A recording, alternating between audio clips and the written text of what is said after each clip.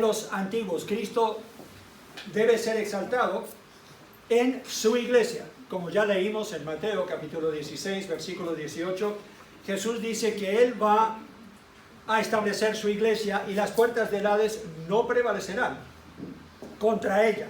Así que tenemos esa promesa, pero mi pregunta hoy, después de haber escuchado una muy buena introducción a esta breve parte que voy a dar yo, deberíamos preguntarnos, ¿es Cristo glorificado en una iglesia que no testifica de sus atributos y grandeza? Lo que dijo 1 de Pedro, que estamos nosotros aquí, somos nación santa, pueblo adquirido por Dios, ¿para qué? Como dijo ya en Santiago, para que nosotros anunciemos sus virtudes. ¿Cuáles son las virtudes de Dios? Su amor, su grandeza, hay una lista que podríamos dar de todas sus virtudes. Y si nosotros no las estamos anunciando y no las estamos viviendo, entonces Cristo no es glorificado en nuestra iglesia. Me pregunto si Él es glorificado si la iglesia no se somete a Él como cabeza. Si nosotros tomamos decisiones en la iglesia en lo que a nosotros nos parece sin hacerle caso a Cristo, sin preguntar qué haría Él en este caso, qué es lo que Él desea y anhela que nosotros hagamos en nuestra congregación, y la llamamos nuestra, pero realmente es de Él. Si no nos hacemos esa pregunta, vamos a equivocarnos y Él no será glorificado en su iglesia. ¿Será glorificado Cristo si la iglesia no le da el lugar de preeminencia? O sea, que Él sea adorado y exaltado en la iglesia. Yo he estado en iglesias, visitando en los Estados Unidos, donde es muy claro que hay una cierta adoración al pastor. Y eso incomoda. Porque llego yo como misionero y dicen, wow, llegó el superestrella, el que ha vivido toda su vida en Sudamérica, donde hay jungla, donde hay caníbales, seguramente podría morir y ha puesto en peligro su vida por predicar el evangelio, y te exaltan. Ahora, hemos puesto en peligro nuestra vida. En Colombia era un peligro para un gringo predicar el evangelio. Pero no se trata de eso. Si yo soy representante de Cristo, ¿quién debería recibir la gloria y la honra? Como ya dijo el pastor Hugo, lo que yo puedo hacer es porque Él me ha dado de su espíritu y hace posible que yo lo haga. Entonces, ¿quién merece la gloria? Primera de Corintios, Pablo dice, ¿por qué te jactas tú de lo que tienes si lo recibiste de regalo? Hablando de nuestros dones. Pero me incomoda ir a esas iglesias porque ellos acostumbran a exaltar al pastor y el pastor esto y el pastor aquello. Tuve un joven que llegó en una de esas iglesias y dijo, misionero, ¿podría yo cargar su Biblia? Y yo dije, bueno, la podrías cargar, pero yo la vengo cargando por años sin tu ayuda. O sea, no, es que sería un honor cargar su Biblia. Ese pensar que eleva al hombre al puesto en la iglesia que solo debería tener Jesucristo. Amén. Y una de las cosas que dijo el Hugo, que yo vengo insistiendo, es que nosotros somos hermanos y hermanas en Cristo, somos familia de Dios. No hay gran diferencia entre nosotros. La única diferencia es que Dios me ha llamado a vivir del ministerio. Realmente es la única diferencia. Porque esta iglesia va a avanzar o se va a quedar quieta dependiendo de la actividad de todos, no dependiendo de mí, no dependiendo de la Wendy, no dependiendo de los otros pastores o diáconos en la congregación. Entonces, ¿quién reciba la preeminencia? ¿Es glorificado Cristo en una iglesia si no crece? Esta es la parte que me toca a mí, y es un poco quizás la más controversial. Porque hay gente que dice, claro, Dios puede ser exaltado en 50 personas. Podría ser exaltado. ¿Pero ese es el plan de Dios para la iglesia? ¿O cuál es el plan de Dios para la iglesia? Que avancemos con el evangelio, como ya hemos escuchado, para ganar las almas, y eso claramente nos va a incomodar. ¿Saben por qué nos va a incomodar? Porque es mucho más cómodo tener un grupo de 50 personas donde todos se aman y se conocen. Mucho más cómodo. Es incómodo que estén naciendo bebés espirituales constantemente y se estén turbando las aguas del bautismo cada domingo porque hay gente nueva llegando a Cristo y ellos no saben cómo actuar en la iglesia, no se saben las canciones. son guaguas, entonces ellos van a llorar cada momento y necesitan que uno les ayude, y necesitan que uno les enseñe, y necesitan que uno los esté apoyando. Y entonces uno dice, o podríamos estar cómodos nosotros nomás, ya nos conocemos, somos amigos, ¿cierto? Somos familia. Y algunos dicen, no, una iglesia de 1000, iglesia de 2000, yo no me la puedo imaginar. Bueno, Wendy y yo sí, porque hemos estado en iglesias así. Y la gran mayoría de la gente dice, en una iglesia así es muy impersonal. ¿Saben qué? No necesariamente. Eso depende del pastor y la esposa del pastor, el corazón de la iglesia, que ponen el ambiente y enseñan a la gente a amarse. Nosotros participamos en una iglesia de 1500 miembros en los Estados Unidos.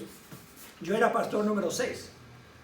¿Se pueden imaginar teniendo que coordinar seis familias pastorales y ministerios en una iglesia de ese tamaño? Era a veces complejo, pero el domingo se sentía el amor de Cristo en ese lugar, todos abrazándonos. Y en una iglesia en los Estados Unidos llena de gringos, el abrazo no es muy común, pero en esa iglesia se daba el abrazo y el beso. Entonces, era una familia de verdad. Entonces, cuando hablamos de crecimiento, hay muchos que dicen, ay no, pastor, por favor. Eso me incomoda. A mí me gusta la iglesia tal como está, pero no es el plan de Cristo. Lo que están diciendo, y esto quizás suene feo, pero bien en el fondo es lo que están diciendo, gracias Dios por la salvación, que los demás se vayan al infierno. Es lo que están diciendo. Porque eso es lo que dice la palabra, sin Cristo no hay esperanza. Y si tú no te esfuerzas y no te incomodas un poco, si no estás dispuesta o dispuesto a estar parado afuera en la lluvia, viendo por una ventana para que las visitas tengan un asiento. Conozco de un misionero en el África que es así. El lugar es tan pequeño, a veces llegan más de 100 visitas a un solo culto y los tienen a ellos todos sentados para que escuchen el Evangelio. ¿Y saben dónde están los miembros? Afuera. Menos mal es una lluvia tropical, pero aún en la lluvia, pasando elefantes y otros animales, y ellos ahí parados, viendo por las ventanas, parados para un culto de 2 horas. ¿Estarías dispuesto a eso para que tu amigo pueda venir a Cristo? Amén. A veces el crecimiento incomoda, es más, casi siempre incomoda. Cristo es glorificado en una iglesia que crece, primero en número de miembros, segundo en madurez espiritual y tercero en amor unos por otros.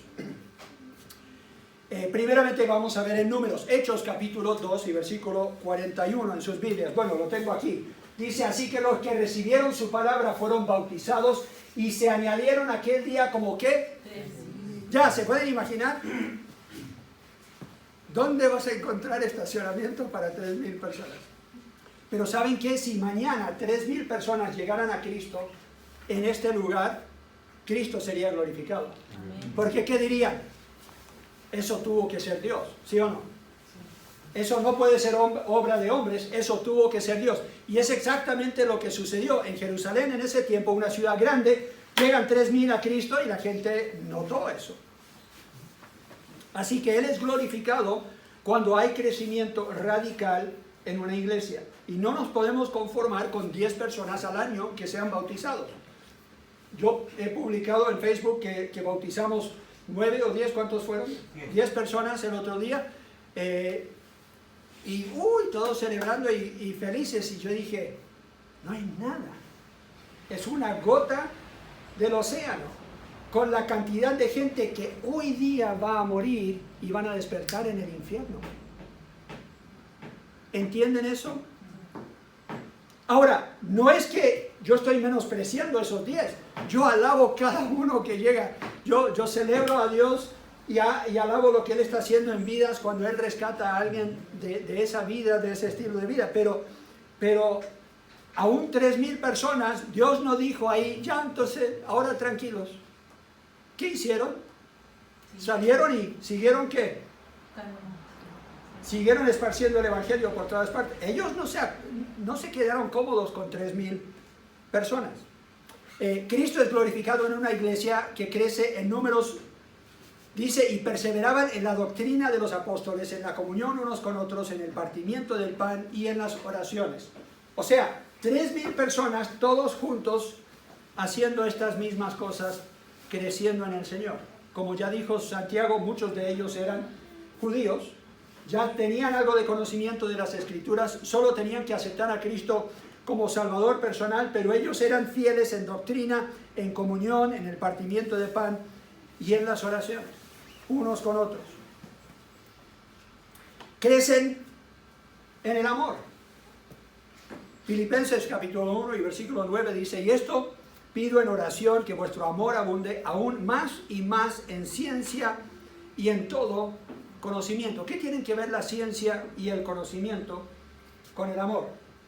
Mientras menos sabemos de Biblia y de doctrina y de cómo deberíamos comportarnos por lo que Cristo ha hecho para nosotros, es más difícil amar a otros. ¿Por qué? Porque yo voy a ser guaguas, voy a ser egocéntrico, no voy a estar pensando y no voy a recordar por el Espíritu Santo que me lo recuerda que yo ya he estudiado un versículo que dice yo debería perdonar a otros como Cristo me perdonó. Medita un segundo sobre todo lo que Cristo te perdonó.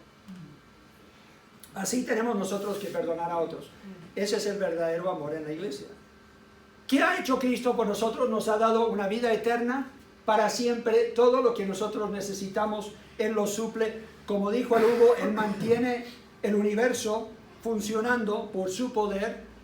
¿Cómo no le podemos nosotros representar bien el amor a otros? La Biblia dice que deberíamos amarnos unos a otros como Él nos amó. Pero eso viene a través de ciencia y conocimiento de cómo es Dios, quién es Dios, qué es lo que dice su palabra, cómo deberíamos nosotros comportarnos. Un ejemplo de eso lo tenemos aquí en versículos 43 de Hechos. Hechos 2, 43.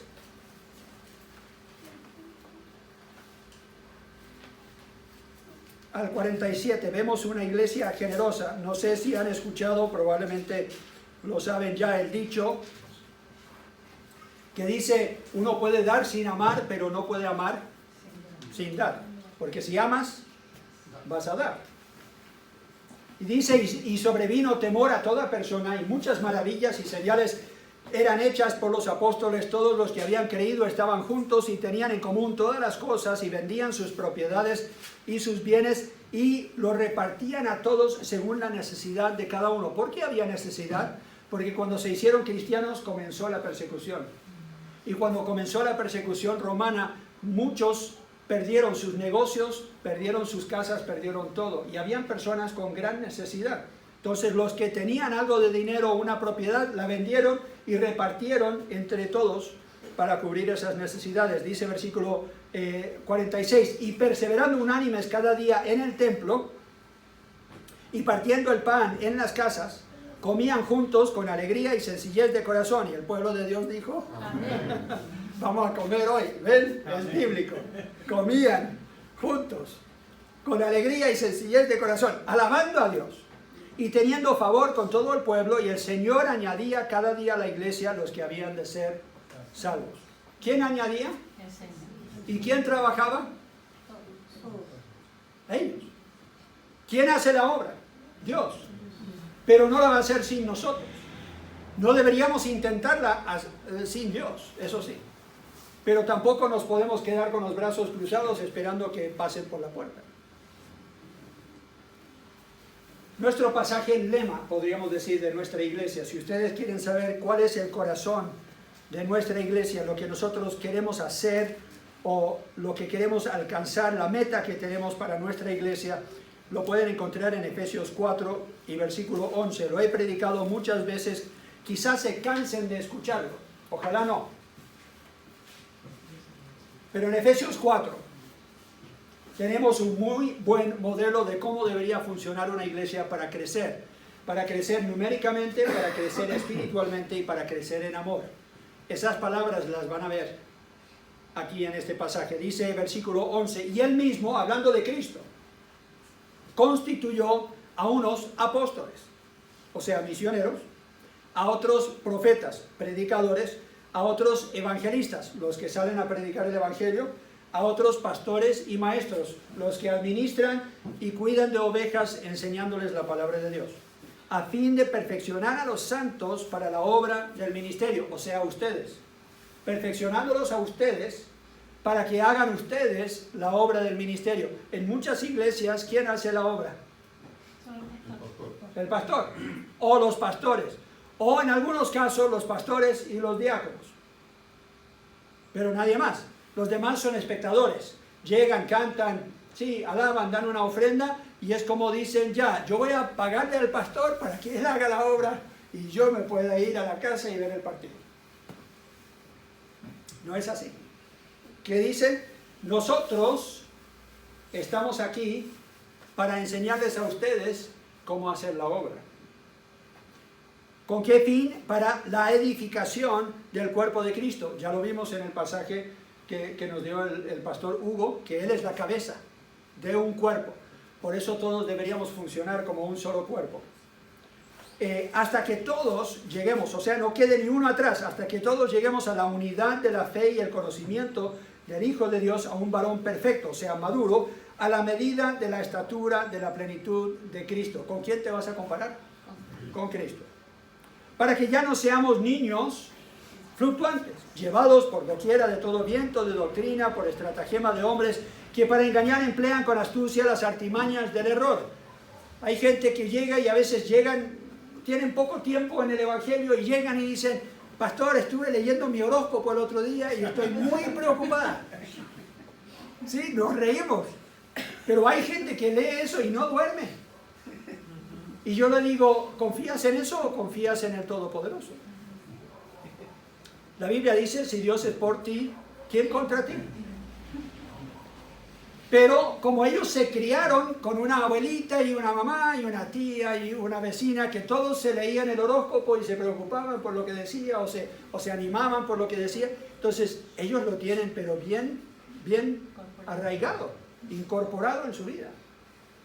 Entonces de ahí viene esa enseñanza para que no se dejen engañar por las filosofías de este mundo, sino que realmente estén ¿qué? Siguiendo la verdad, que dice el versículo 15, en amor.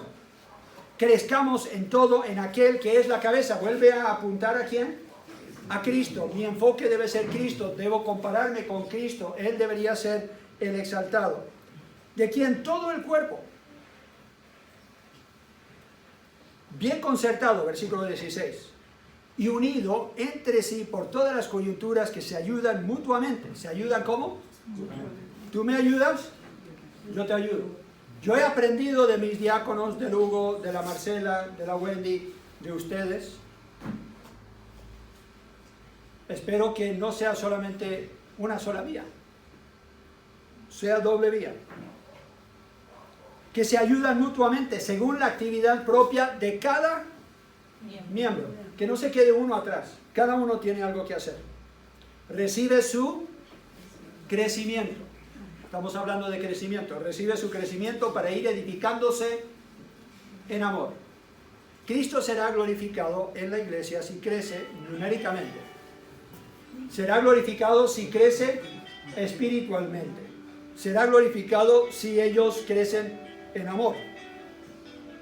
Cada uno de nosotros entonces tiene que participar de una iglesia que tenga tres cosas. Se necesitan tres cosas para crecer como iglesia. Número uno, un espacio físico. ¿Han notado la diferencia cuando uno tiene su propio lugar? Es bacán. Esto es nuestro. Y ahora lo podemos ir agrandando y cambiando. Entonces necesitamos infraestructura. Segundo, necesitamos ministerios que suplen necesidades. Un ministerio que no suple una necesidad, aquí no la vamos a dejar por mucho tiempo más. Si nadie asiste, no vamos a decir, es que siempre hemos hecho esta reunión para... pero no llegó nadie. No hay necesidad, entonces eso lo vamos a terminar y hacer otra cosa. Y tercero, personal preparado para ministrarles a otros. Ellos se juntaban en el pórtico de Salomón. Era el único lugar suficientemente grande, probablemente para más de 3.000 personas. Entonces se juntaban en el templo, pero en su lugar, en el templo apartado a un lado, que era el pórtico de Salomón. Y ahí alababan al Señor y tenían su culto su prédica y todo eso. Entonces tenían su infraestructura, tenían su espacio físico, tenían ministerios que suplían necesidades, lo pueden leer en el libro de Hechos. Ellos tenían a diáconos que cuidaban de las personas que necesitaban una visita y necesitaban repartir lo que otros vendían para entregarlo cuando había alguna necesidad. Y después tenían personal preparado para ministrar. No solamente tenían diáconos, pero tenían liderazgo que estaban preparando a otros. Y es por eso que salieron algunos de ellos y pudieron predicar el Evangelio. ¿Por qué? Tenían el mensaje ya claro. Entonces, ¿cómo lo vamos a hacer? Estoy tratando de crear una visión y creo que tienen dificultad en imaginarlo, así que yo les quiero dar unas fotos. Porque estos lugares existen, Wendy y yo los hemos visto, y cuando uno está ahí y uno ve la infraestructura y uno ve los baños y Wendy tiene no sé cuántas fotos de baños de mujeres, porque ella dice el baño de la mujer siempre es ¿qué? Muy pequeño. Muy pequeño. Y todo contramano y la mano debería estar ahí y la taza por aquí. No, y uno casi, y después uno está en el baño y no tiene dónde colgar la cartera, ¿o no, mujeres? Sí, verdad. No tiene dónde colgar la cartera y no tiene dónde poner la Biblia. Hasta esos detalles, ella le ha sacado fotos, lo tiene todo programado para que cuando nosotros comencemos a edificar, ella sea la que se encarga del baño de las mujeres. Ella va a llegar y va a decir, el baño de las mujeres va a ser así. Y les va a gustar, porque hemos visto unos baños. Ustedes van a quedar plom. No van a querer salir del baño para llegar a la predica. Pero si nosotros tenemos un edificio que es multipropósito, no es solamente un lugar para el culto el domingo. Se puede usar en semana como multicancha, como un lugar donde realmente la comunidad puede recibir algo de ayuda de ministerio en este lugar. Yo creo que es terrible que uno invierta tanto dinero en un edificio y se use 3 horas el domingo. 6 horas quizás en la semana. No debería ser así. Ese edificio se va a usar continuamente y será tan flexible que podremos tener un programa de niños en la tarde después de que lleguen a la casa del colegio, o podremos hacer una reunión de damas o una reunión de varones después de un partido de fútbol, o como lo queramos hacer. Se podrá hacer muchas cosas dentro de este edificio, pero será para la gloria ¿de quién? De Cristo. Y va a requerir una inversión por parte nuestra y por parte de personas en el mundo que nos conocen, que han aportado ya para la compra de este lugar, pero no nos confiemos de ellos. Esto es nuestro. Deberíamos nosotros pensar en el futuro de Casas Viejas y saber que si aquí se edifica algo como esto, llegarán, ¿o no? Yo creo que sí. Invitas a alguien a tu iglesia el domingo en la mañana a las 10, quizás no llegue, pero él podrá llegar un sábado a la tarde para jugar fútbol y escuchar el Evangelio, porque también lo vamos a predicar ahí. Esta es otra, ustedes ya conocen personas que asisten a esta iglesia todos los domingos. La Ginny, que viene ahora en junio, que es de la iglesia primera iglesia de Hearst, Texas. Este es el segundo edificio que tienen ellos.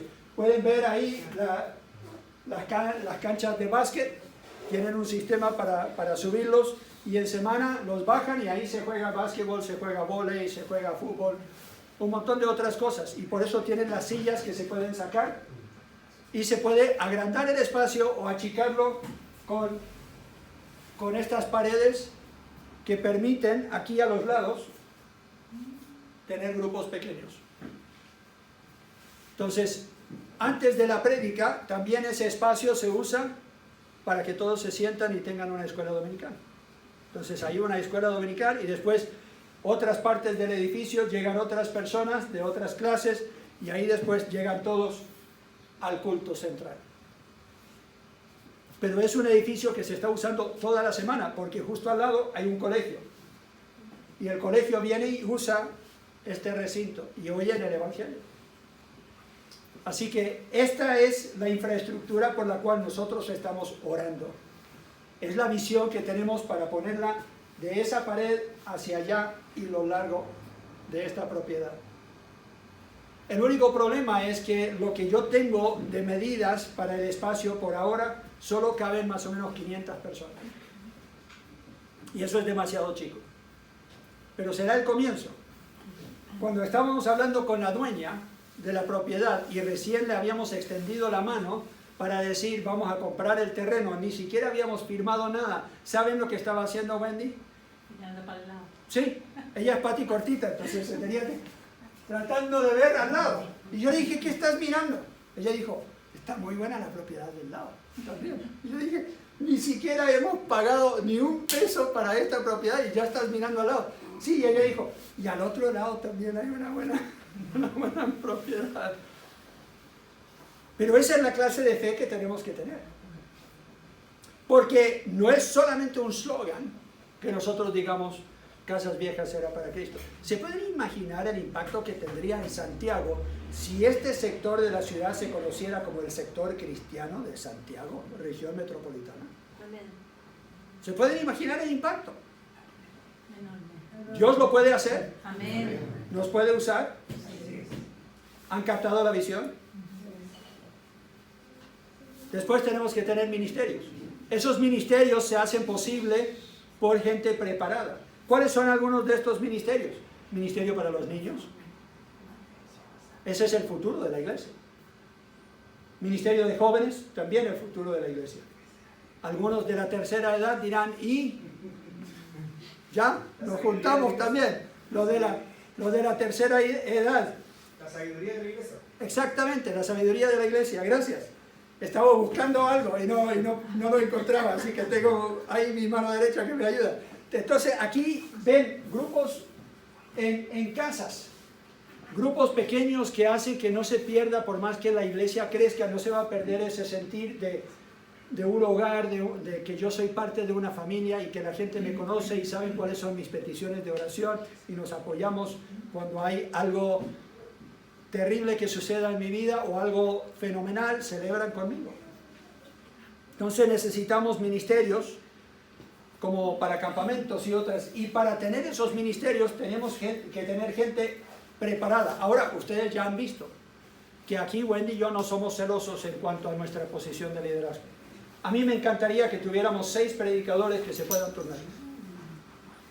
A mí me encantaría que tuviéramos por lo menos 3 grupos de alabanza, para que yo no tenga que dirigir la alabanza todos los domingos. Y van a ver algunos domingos ahora, más o menos a mediados de este año, en que yo me voy a ausentar un domingo al mes. ¿Saben por qué? Porque nuestra iglesia tiene diáconos y tiene 2 pastores, y esta iglesia no tiene. Y ha pasado muy mal momento.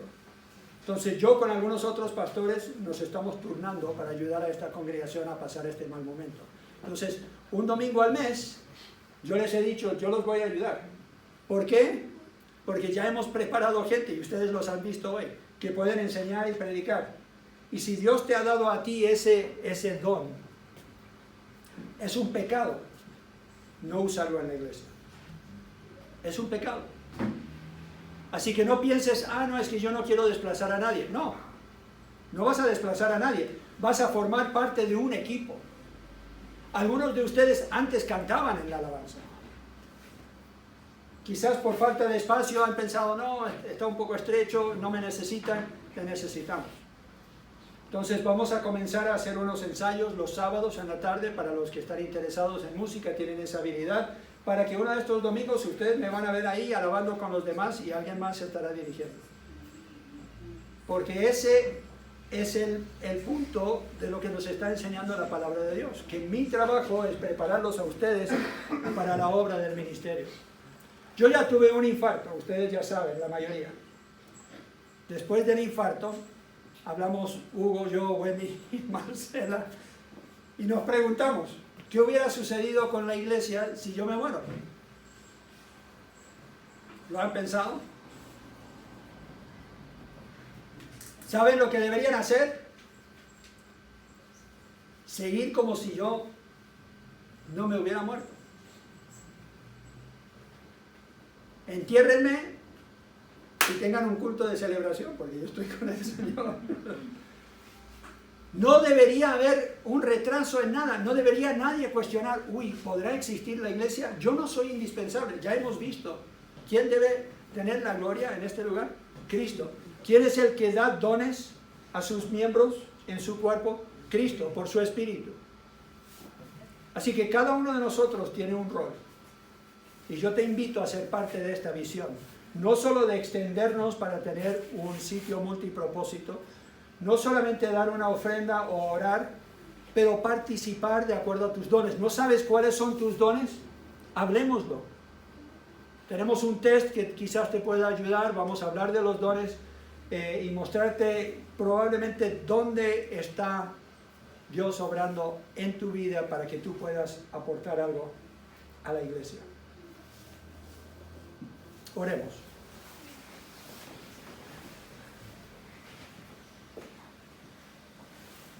Sería un buen momento ahí que tú le pidas a Dios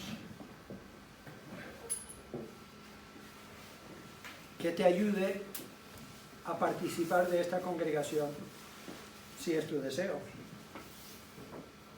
Que Él te ayude a participar de la congregación como Él quiere. Pide que Él te guíe. ¿Qué parte tendrás tú en esta visión?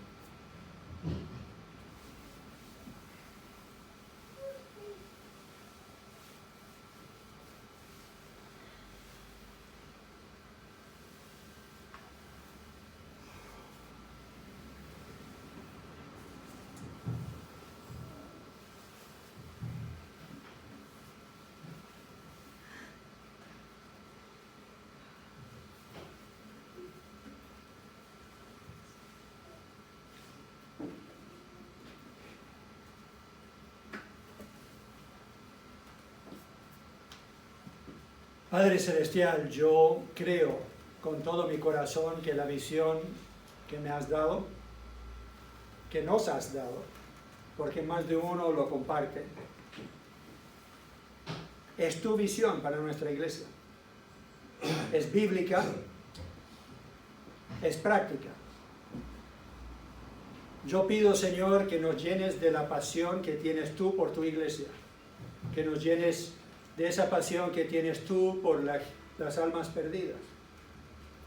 Pido, Señor, que traigas un avivamiento a nuestra congregación, que aprendamos nosotros lo que realmente significa ser una iglesia de fe, que permite que Cristo sea exaltado en todo. Lo pedimos en su nombre. Amén. Amén.